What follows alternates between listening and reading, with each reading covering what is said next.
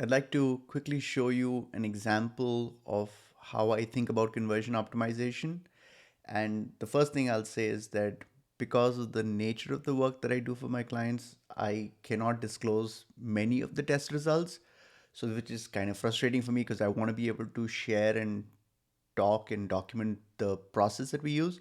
So, what I typically will do is I will just go to a random website and I will apply a close approximation of the process that I use so I can illustrate and demonstrate the actual process that I'm following for my actual clients. So this example for dog faces, it's not a client project, but it's something I've assembled so I can show my process.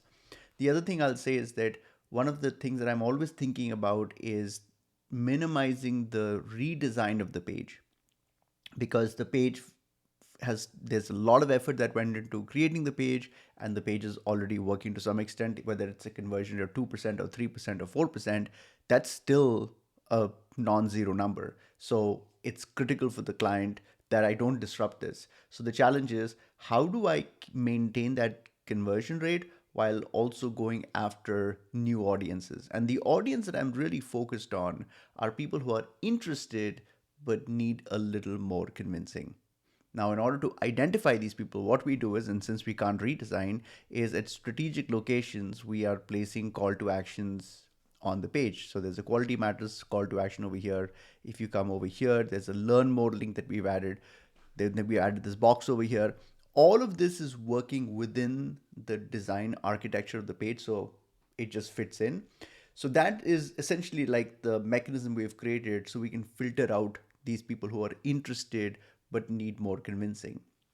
And all of these call to actions are conditional. So if you click on any one of them, all of the other instances become invisible. And this is done so that there is no scenario where someone clicks on it, sees our sales pitch, and then sees the same sales pitch again with another call to action. So that is the mechanism. Now comes the most important part, which is, what do I tell these people? And this is where we do testing, aka cheating.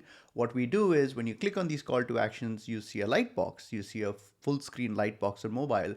What you don't realize is that we're actually testing 10 different variations of this. And what we're trying to do is find the what we're talking, the topic that gets people to buy, or the tone that gets people to buy. So we're testing all of these different messages. So I'm going to show you one example. So just to give you context, this is a product for men. It's a night boost serum. And what we do is, so I already have some ideas to who their audience is. And then when they click on the call to action, we show them a pop-up like this. So a night boost serum nearly never happened. So it's a dramatic headline, which is designed to get people to continue reading. We spent years working on this formulation for a very long time. None of the combinations worked. There were times we felt we were going down the wrong path, but then, quite unexpectedly, and much to our relief, combination 76 worked. And then we show the product image over here. Night Boost Serum isn't the first age reversing formula our customers have tried. Our customers have been looking for a solution in a long time. And the only reason they came to us was because they were looking for a better one. And the only reason they continue to use us is because it works for them. So then we show a product image over here just to break up the copy.